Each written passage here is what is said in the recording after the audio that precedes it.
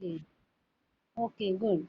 Uh, Now today we will start second topic of this chapter. बच्चे कल हमने पढ़ा था, कल मैंने आपको वीडियो जो भेजी थी, puberty, adolescence and the change during the adolescence. That is very very important because this chapter is wholly related to you people. आपने कल पढ़ा था कि how the changes take place in the male and female during the age of the puberty या during the period of the puberty.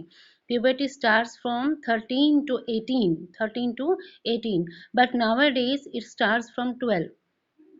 आजकल ये 12 से ही शुरू हो जाता है प्यूबर्टी की एज। समझ आया? तो हमने कल जब पढ़ा था कि क्या क्या चेंजेस आते हैं, बिहेवियर में चेंज आता है, हेयर की ग्रोथ होती है, सेक्स ऑर्गन्स जो हैं डेवलप होते हैं, और उसके आगे हमने पढ़ा था कि कैसे कैसे अलग अलग चीज़ें जो है, फेशियल हेयर्स वगैरह, मॉस्टेजेस, ब्रेड वगैरह, कैसे कैसे चेंजेस आती हैं। इवन आपके इमोशंस में चेंजेस आती हैं, आपके बिहेवियर में चेंजेस आती हैं, फिजिकल अपीयरेंस में चेंजेस आती हैं, जैसे शोल्डर्स मेल में ब्रॉड हो जाना, लेंथ इंक्रीज हो जाना बोन्स की, जिसकी वजह से आपकी जो बॉयज़ होते हैं स्पेशली, उनकी हाइट एकदम से निकल आती है, उनके लेग्स, आर्म्स वगैरह सब कुछ ब्रॉड होने लगते हैं, इवन चेस्ट जो है वो ब्रॉड हो जाता है। एंड फीमेल्स में जो है वो हिप बोन जो होती है, जिसको हम वेस्ट कहते हैं, वहाँ पे ब्रेथ ज़्यादा हो जाती है as compare to shoulders, and breast वगैरह डेवलप होती है। नाउ जो आज इम्पॉर्टेंट चीज़ है, that is a secondary sexual characteristics. This is very very important. जितने भी फीचर्स आपने पढ़े, ठीक है, तो हमने पढ़ा सेकेंडरी सेक्चुअल करेक्टरिस्टिक्स क्या होती हैं, कि sexually how male and female are become to reproduce the sperm and the egg. क्या चेंजेस सेक्चुअली आती हैं, दैट इज़ वेरी इंपॉर्टेंट। कैसे हार्मोन्स रिलीज होते हैं, आपको पता है हमारी बॉडी में जैसे थायराइड ग्लैंड है, लिवर है, पेनक्रिया है, these are all glands.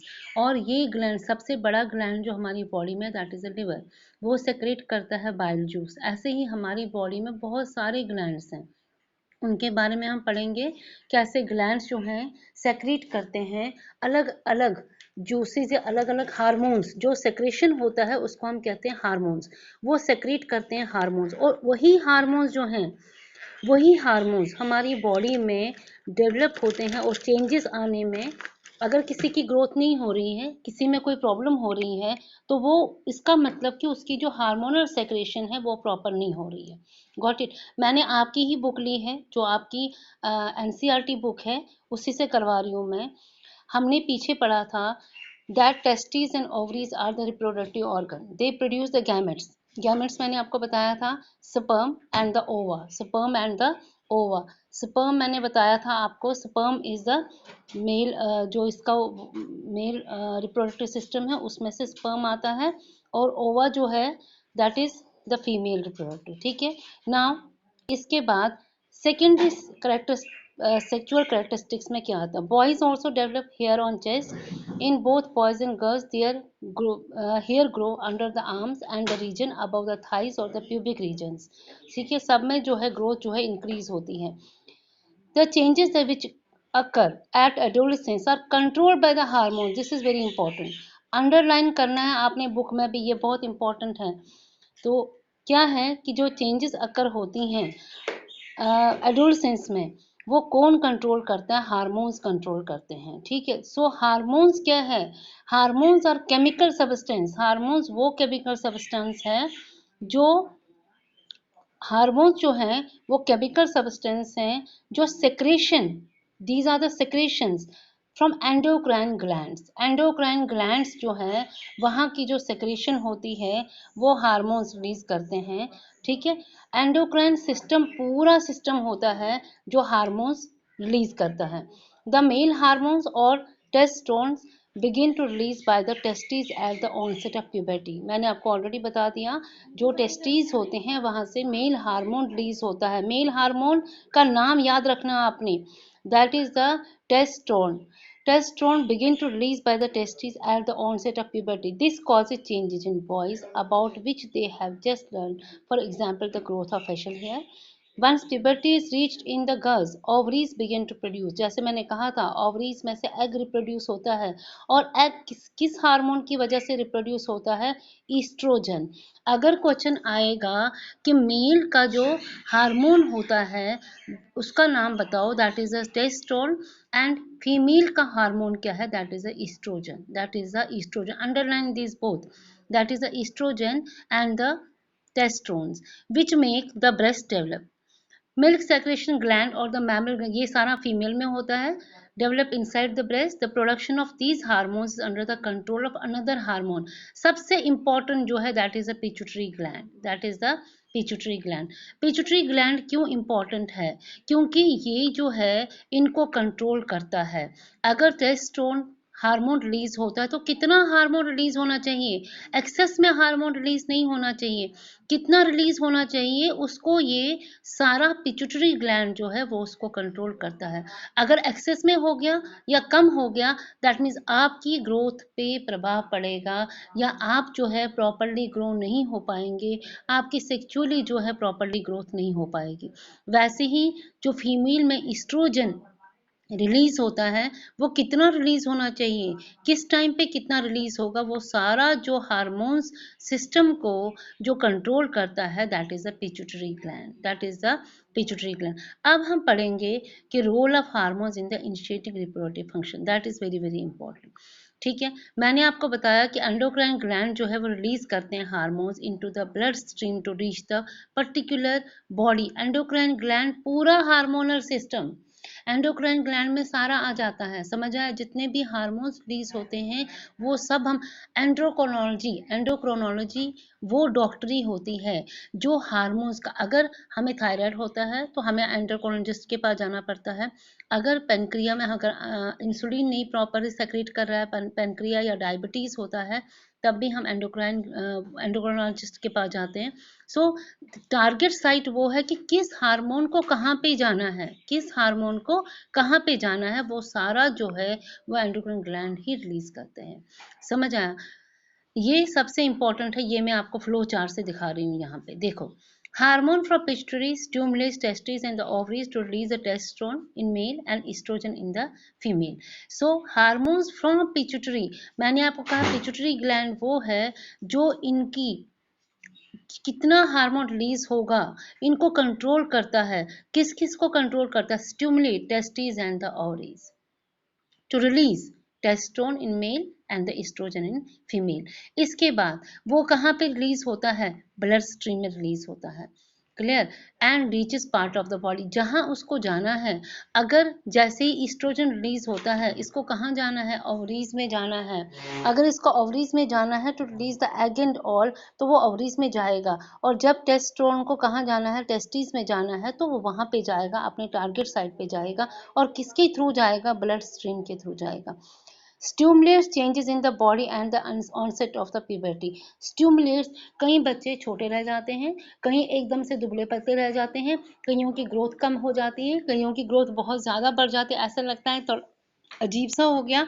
It is all because of the कि अगर हार्मोन्स रिलीज आपका ठीक नहीं है और वो स्टिमुलेट नहीं हो रहा है, आपकी बॉडी पार्ट स्टिमुलेट नहीं हो रहे हैं ऑन सेट ऑफ प्यूबर्टी, ये सारी चेंजेस उसकी वजह से होता है. So this plays a very important role. Now reproductive phase in the human life. ये अब reproductive phase of the life in humans. अब रिप्रोडक्टिव फेज क्या है? मैंने आपको बताया कि अब दोनों मेल फीमेल दोनों में गैमेट प्रोड्यूस होता है. गैमेट क्या है? मैं फिर रिपीट कर रही हूँ, जब क्वेश्चंस आते हैं आप आंसर नहीं दे पाते हो. आई एम रिपीटिंग अगेन अगेन. अगर आएगा कि मेल का गैमेट क्या है, that is the sperm. Female का गैमेट क्या है? दैट इज द ओवा और द एग. समझ आया? जो सेक्स में से रिलीज होता है, there testis and ovaries begin to produce gamete. ठीक है, टेस्टिस क्या करते हैं? स्पर्म रिलीज करते हैं, that is the male gamete. और ओवरीज क्या करती हैं? वो ओवा या एग रिलीज करती हैं, that is the female gamete. That is the female gamete. अब बात करते हैं फीमेल्स की. जब फीमेल्स, पहले तो मैंने आपको कहा 13 के आगे जो है उसको हम प्यूबर्टी की एज मानते थे, बट नाउ अ डेज आप लोग या बच्चे जो है एकदम से मैच्योर होने लगते हैं because of this net and all, जितना भी आपको एक्सपोजर मिलता है इसकी वजह से आजकल की एज जो है 12 ईयर्स से ही जो है ऑन सेट ऑफ प्यूबर्टी माना जाता है। Got it. और अब गर्ल्स में क्या होता है, अब जैसे ही एग प्रोड्यूस हो गया, जैसे ही एग प्रोड्यूस हो गया, उसमें क्या होता है, जब एग प्रोड्यूस हो जाता है तो एग जो है वो फर्टाइल नहीं हो पाता है। फर्टिलाइजेशन पढ़ा ना हमने, फर्टिलाइज नहीं हो पाता। क्यों नहीं हो पाता? क्योंकि उसको स्पर्म नहीं मिलता है और स्पर्म से वो फर्टाइल नहीं होता। जब वो फर्टाइल नहीं हो, ध्यान से सुनना, जब वो फर्टाइल नहीं होता है तो वो बर्स्ट हो जाता है। कुछ डेज के बाद, 2-3 डेज के बाद वो बर्स्ट हो जाता है। जब वो बर्स्ट हो जाता है तो in the form of blood it releases through the vagina or from the female body। ठीक है, that is known as a menstruation, that is known as a menstruation। I am repeating again। अब होता क्या है, ये last menstruation कब तक रहता है? 12 ईयर्स से शुरू होके 45 to 50 ईयर्स तक रहता है। Got it. And only in the females. I am now the ओवा क्या है? egg began to mature with the onset of puberty। one ovum matures।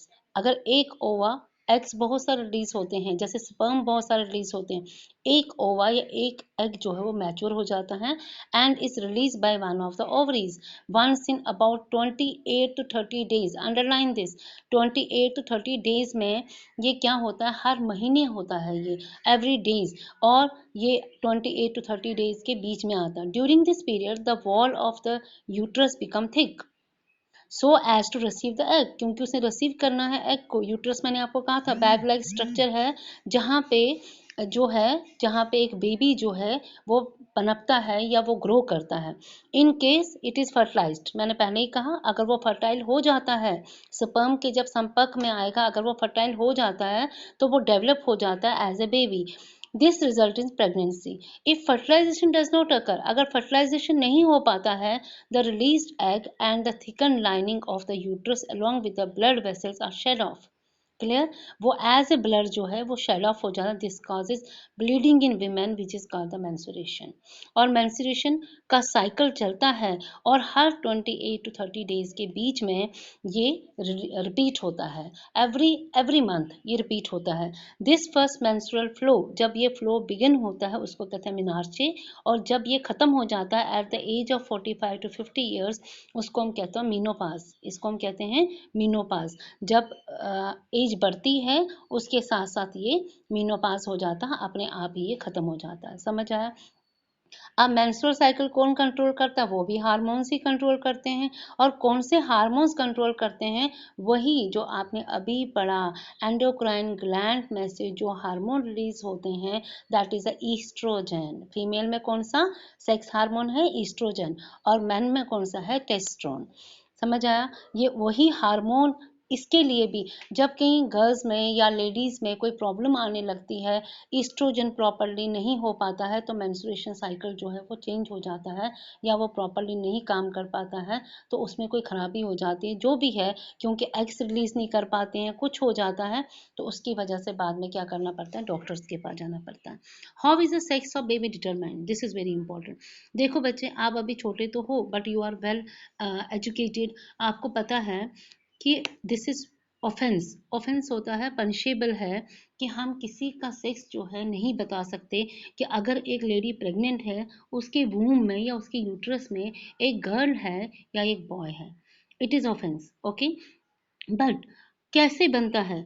हम in our society we have the myth. Myth होता है गलत, गलत धारणाएं। गलत धारणाएं क्या है हमारी सोसाइटी में? कि women are wholly solely responsible for the baby boy or the baby girl। that is totally wrong। I will tell you how, and you are educated now, you have to understand this। जब egg fertile होता है, ठीक है, zygote बनता है, sex of the baby जो बनता है कि इधर the baby is a girl और द बॉय। क्रोमो, आपको मैंने सेल का स्ट्रक्चर बताया था।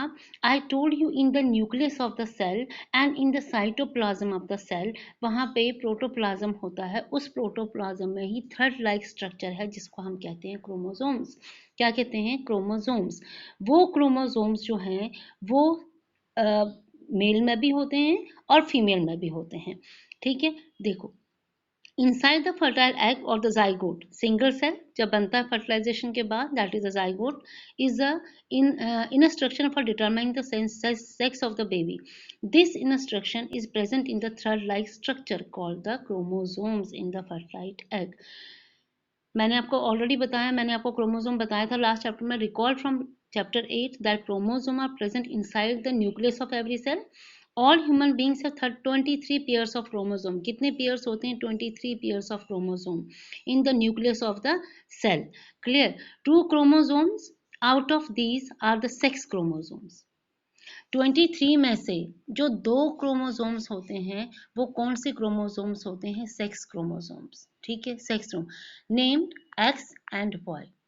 एक एक्स है और एक वाई है, बट ये सिर्फ एक्स और वाई किसमें होता है? मेल में. आई एम रिपीटिंग अगेन, ये क्रोमोसोम जो एक्स और वाई होता है ये मेल में होता है, और फीमेल में दोनों क्रोमोसोम जो होते हैं एक्स होते हैं.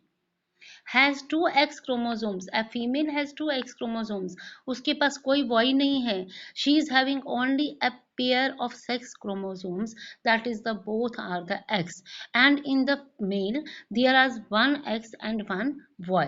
The gamete, egg and sperm. ठीक है, मेल हो गया स्पर्म, फीमेल हो गया एग.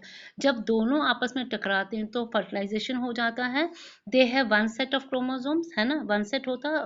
फीमेल के पास कौन सा? एक्स एक्स, और मेल के पास कौन सा? X Y. ठीक है. The unfertile egg always has 1 X chromosome, but sperm are the 2 kinds. One has the X chromosome, other has the Y. समझ आया? मैंने आपको ऑलरेडी बता दिया. यहाँ से डायग्राम से बताती हूँ आपको. He is the boy and she is the girl. Okay. Girl has only XX chromosome and boy has X and Y chromosome. पता लग रहा है आपको? X and Y chromosome. ठीक है. अब जो एग है, जो गर्ल में से एग रिलीज हुआ, एग में दोनों एक्स हैं. ये एग है, एग का शेप बना हुआ है, दोनों एक्स हैं. कहाँ से रिलीज हुआ? गर्ल में से, because girl has both egg x, 1 x 2 x. अब बॉयज में से क्या रिलीज हुआ? एक एक्स और एक वाई. क्लियर? जब वाई एक्स के साथ टकरा गया तो क्या बनता है? बॉय. क्या बनता है? Boy.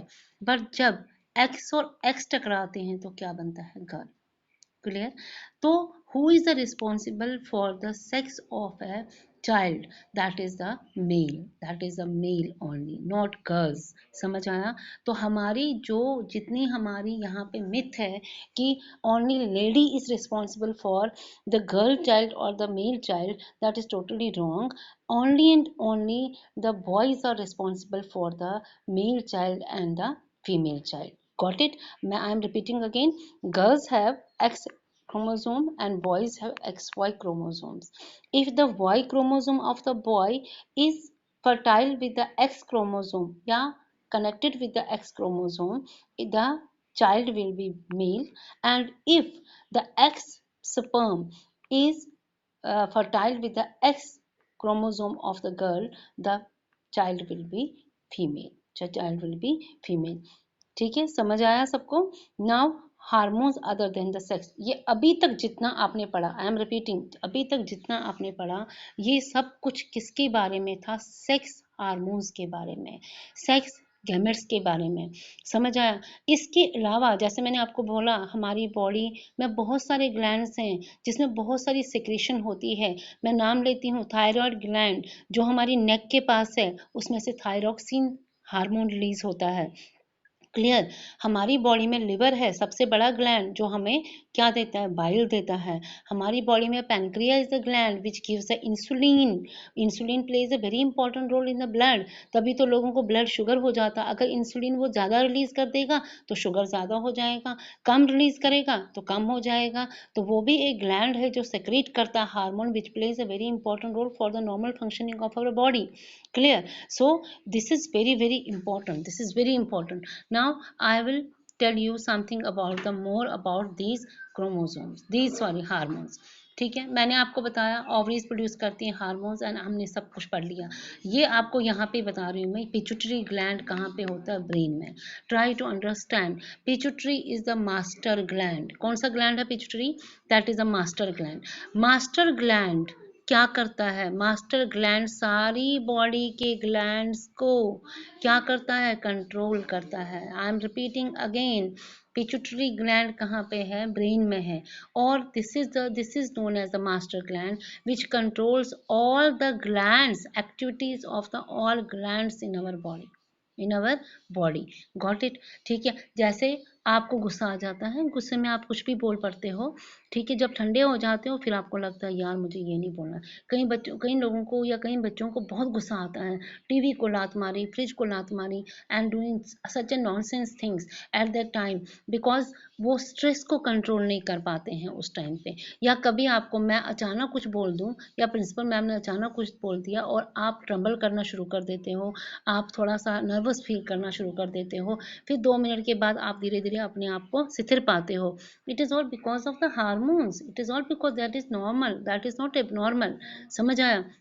I am repeating, pituitary gland, master gland of our body which controls all the activities of the other glands. Thyroid gland जो हमारी थ्रोट के पास है, थायराइड ग्लैंड जो है वह स्टिमुलेट करता है हमारी बॉडी की ग्रोथ को। समझ आया? इसीलिए जब मोटापा बढ़ने लगता है, ओबेसिटी आती है, सबसे पहले डॉक्टर कहता है थायराइड करवाओ।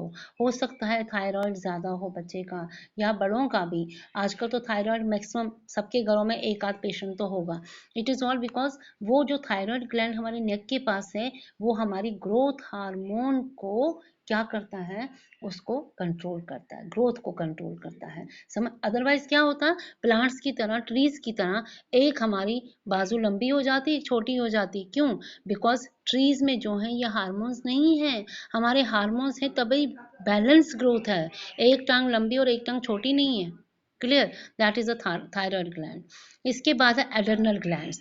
एड्रेनल ग्लैंड्स आप देख रहे हो कहाँ पे हैं? ठीक है, जो हमारे दो ये आप किडनीज देख रहे हो, इसके पास में हमारा एड्रेनल ग्लैंड है।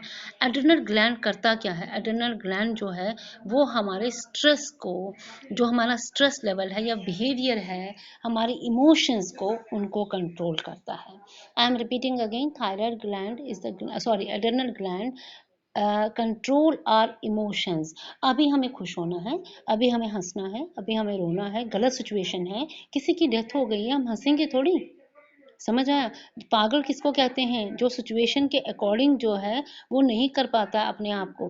बट यहाँ पे जो सिचुएशन के अकॉर्डिंग हंसना है तो हंसेंगे, रोना है तो रोएंगे। हम किसी को कहते हैं ट्यूबलाइट है, सारे हंस पड़े जो के बाद उसके बाद उसको याद आया। ये सारे इमोशंस कौन कंट्रोल करता है? That is the adrenal gland. इसके बाद पैनक्रिया, मैंने ऑलरेडी आपको बताया, pancreas is a gland which secretes the hormone which is known as the insulin, which is known as the insulin. ठीक है, इंसुलिन ब्लड में जब जाता है तो वो इंसुलिन जो है सारा कंट्रोल कौन करता है? कितना इंसुलिन ब्लड में जाना चाहिए, ये सारा पैनक्रिया करता है, रिलीज पैनक्रिया करता है। और पिट्यूटरी ग्लैंड क्या करता है? उस एक्टिविटी को कंट्रोल करता है। Now position of the ovaries in female and testis in the male. मैंने आपको, ओवरी में से कौन सा रिलीज होता है गैमेट? दैट इज द ओवा। ठीक है, और टेस्टिस में से कौन सा गैमेट रिलीज होता है? That is the testosterone, testosterone. ठीक है, क्लियर हुआ? Now position of endocrine gland in the human body. ये सारा सिस्टम, ये सारे ग्लैंड्स, इसी को हम कहते हैं एंडोक्राइन ग्लैंड। इसको हम क्या कहते हैं? Endocrine gland. अभी मैंने आपको कहा थायराइड ग्लैंड क्या सिक्रीट करता है? थायरोक्सिन। इसको अंडरलाइन कर देना। ठीक है, क्या करता है? थायरोक्सिन, थायरोक्सिन करता है वो सेक्रेट। और इसके बाद हमारा नेक्स्ट आ गया, that is the pancreas. Pancreas क्या रिलीज करता है? हार्मोन इंसुलिन, बार बार बता रही हूँ। ठीक है, वो इंसुलिन रिलीज करता है। अब है एड्रेनल ग्लैंड। एड्रेनल ग्लैंड क्या रिलीज करते हैं? Hormone adrenaline.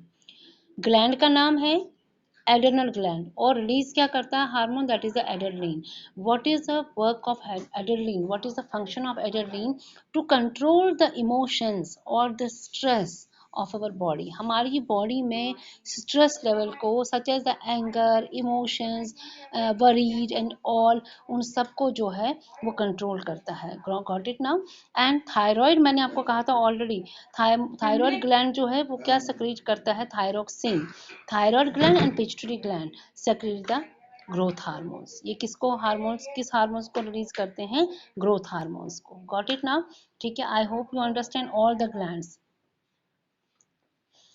This change. अच्छा, अब हम बात करेंगे role of hormones in comparing the life history of insects and frogs.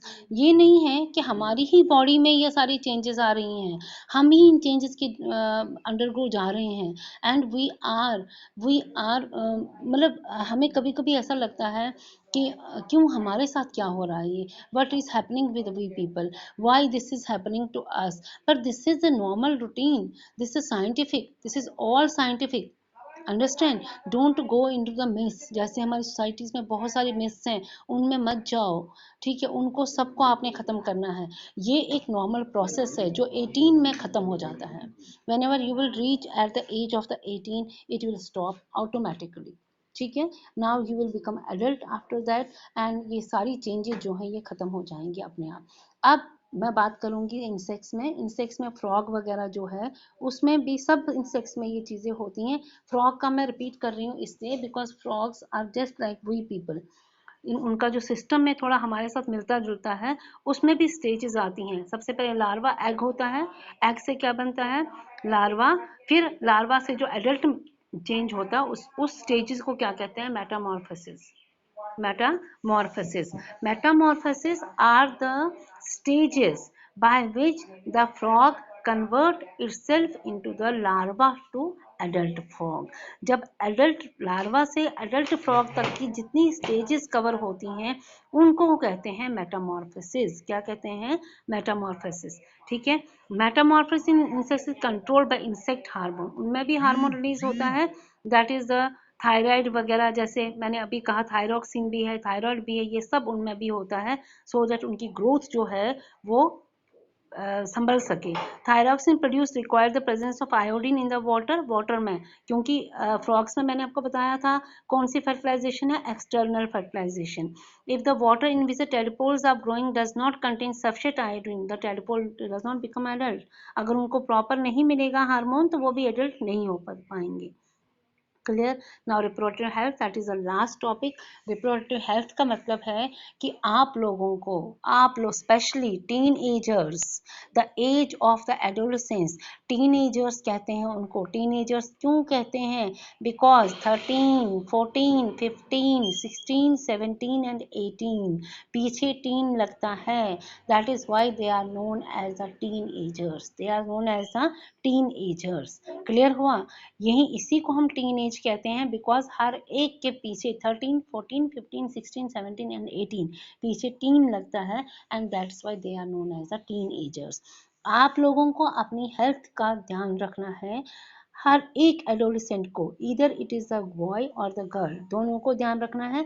Diet time to time लेना है, ज़्यादा डाइट लेना है, बैलेंस डाइट लेना है, जंक फूड नहीं खाना है, सो दैट कि आपकी ग्रोथ जो है वो प्रॉपर हो जाए, आपके हार्मोन्स जितने भी आपके एंडोक्राइन ग्लैंड्स हैं वो प्रॉपर हार्मोन्स रिलीज कर सकें और आपकी ग्रोथ प्रॉपर हो। आजकल छोटे बच्चों में ओबेसिटी, छोटे बच्चों में डायबिटीज़, छोटे बच्चों में थायराइड, ये सारी चीज़ें जो हैं छोटे छोटे बच्चों में पाई जाती है।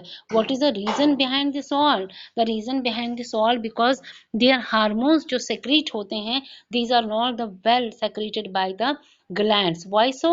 Because of the improper diet, whatever they are, improper diet and the not good lifestyle, whatever they are having, habit of the lifestyle, because they are wake up late in the morning, then take their breakfast near about 12 o'clock, then no lunch and lunch brunch इकट्ठा हो गया, after that they are having the pizzas and burgers and so on in their lunch and this one breakfast and all.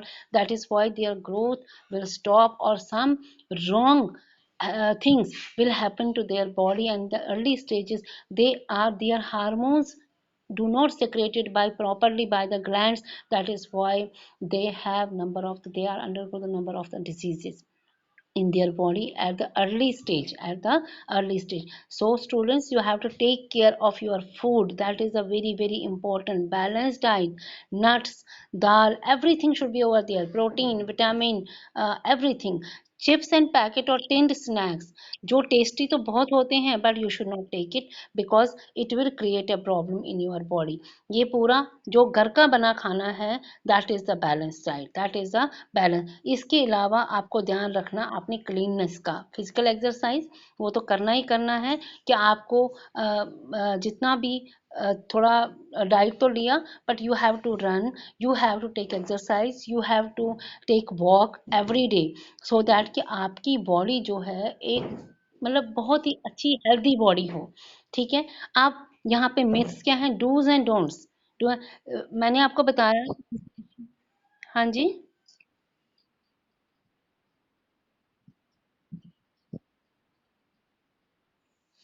Y they are late, पहले मुझे बताओ late क्यों हो जाते हैं? चलो आओ बोलो, बोलो आओ। क्यों नहीं, मैंने इतने ज्वाइन किए। चलो आने दो उनको, मैं ऐड करती हूँ। Let them add. क्यों नहीं हो रहे हैं ऐड? मुझे अंडरस्टैंड नहीं कर रहा है। तो एक बार पहले बोल देते, मैं ऐड कर देती। आ नहीं रहे हैं अभी। Not coming. Let me finish now. ठीक है। नाउ मिथ्स आर कि what happen when the adolescent, at the age of adolescent a girl becomes pregnant if she looks at the boy during menstruation। सब गलत है। The mother is responsible for the sex of child, ये मैंने already आपसे बात की कि mother is not responsible, holy solely father is responsible for the girl, for the sex of a child, either the that is the male और the female. ठीक है। ये सब जो है, से नो टू ड्रग्स, ये तो आपको पता ही है। You should not take drugs at any cost, at any cost you should not take drugs. ठीक है। बिकॉज ड्रग्स जो है वो हमारी बॉडी के सिस्टम्स को ब्लॉक कर देता है, खत्म कर देता है, and you will not be able to think properly, you will not be able to do any activity properly. ठीक है। It is all because of that कि जब भी हम ड्रग्स वगैरह कुछ लेंगे तो उससे क्या होता है, आपका पूरा एंडोक्राइन सिस्टम, जितना भी एंडोक्राइन सिस्टम है, it will not release proper amount of the hormones in your body। If the proper amount of hormones is not released by the body, then your growth or whatever changes will take place during your teenage or during these years, you will not be able to cope up with this at your late stage। आप अगर एक बच्चे को बचपन में ही insulin लगाना पड़ जाए, या वो डायबिटिक हो जाए, या ओबेसिटी के लिए उसकी जो है ग्रोथ स्टॉप हो जाए, या कुछ ऐसा हो जाता है, तो देन व्हाट विल हैपन, पूरी उम्र उसको उसके साथ ही जीना पड़ेगा। Clear? So you should take care of your diet in this age, you are teenagers. इसीलिए मैंने ये चैप्टर इस टाइम पे ऐसे पढ़ा है, because there is no work of blackboard and all, that is why I take the chapter from the book। and अगर मैंने कहा 10:05 पे सबको एडमिट करना है यहाँ पे, तो क्यों नहीं किया? 10:45 is the last your time. अगर 10:10 तक मैं वेट करती रही, 10:10 तक मैंने वेट किया, जिन्होंने एडमिट करना था, जिन्होंने आना था, एंटर करना था, 10:10 तक मैंने एंटर किया, and after that I have to share the screen. अगर मुझे स्क्रीन शेयर करनी है तो बार बार आपको एडमिट कैसे करूंगी? मैं स्क्रीन शेयर करके स्क्रीन पे पढ़ाऊंगी या आपको एडमिट करूंगी? You should take care of this. If 10:05 I told you, I give you 5 minutes, और उसके बाद भी 5 मिनट्स तक मैंने वेट किया, 10:10 पे मैंने क्लास स्टार्ट किया। If you are not interested to read, then it's your choice. I will show this same screenshot to the ma'am कि I am taking Google Meet but students are not entering, उनकी attendance नहीं हो रही है, और जो आते हैं फिर रिमूव हो जाते हैं, आते हैं फिर रिमूव हो जाते हैं। It is not matter of just 40 minutes. कल मैंने इसलिए गूगल मीट नहीं ली, I send my video, link of the video, so that you will be able to understand, कभी भी आप उसको पढ़ सकते हो। मैं बाकी वीडियो जो पहले भी भेजी है उनके भी लिंक्स भेजूंगी, so that you will be able to see that videos again and again। But the thing is only, if today I am sharing the screen, how could I admit you people again and again? अगर मैं screen share कर रही हूँ, फिर यहाँ आऊंगी, फिर आपको एडमिट करूंगी, फिर स्क्रीन शेयर करूंगी, then again come over here, then again share the screen, how is this possible for me? I am taking the whole book presentation, so how is this possible for me? Is is clear? You have to take care of this. जो time adhere the timeline, अगर मैंने कहा है कि 10:05 पे आओ तो 10:10 तक भी मैंने वेट किया। Why they are so late? 45 minutes की क्लास है। 45 मिनट्स की क्लास में अगर मैं 10:20 पे शुरू करती हूँ तो 20 मिनट्स में पढ़ाऊंगी। Your exams are approaching.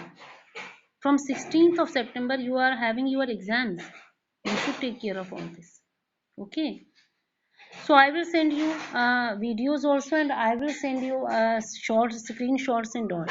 Clear? I am also going to share the this one NCERT question answer with solution. Got it? तो उसका भी आपने सारे question answers करने हैं। चलो, all the best. God bless you all.